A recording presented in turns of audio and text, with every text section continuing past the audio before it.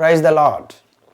మన ప్రభు అయిన యేసుక్రీస్తు వారి పేరట అందరికీ వందనాలు. అలాగే 78వ స్వాతంత్ర్య దినోత్సవం శుభాకాంక్షలు మీ అందరికీ తెలియజేస్తూ ఉన్నాను.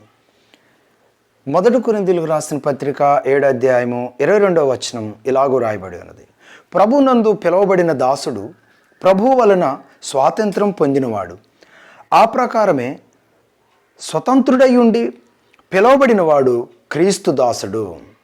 ఈరోజు మనం క్రీస్తుకు దాసులుగా ఉండటానికి కారణం ఏంటంటే, లోకానుసారమైన పాపం అనేటువంటి బానిసత్వం నుండి దేవుని చిత్తానుసారమైన జీవితంలోనికి మనలను నడిపించి ఆనందింపజేసిన దేవుడు ప్రభువైన యేసుక్రీస్తు వారు. అందుకే మీరు విలువ పెట్టి కొనబడిన వారు గనుక మనుషులకు దాసుడు కాకుడి, దేవునికి దాసులుగా మనం ఉండటానికి దేవుని స్వాతంత్ర్యాన్ని మనం దేవునికి మహిమార్థంగా సద్వినియోగం చేసుకుందాం.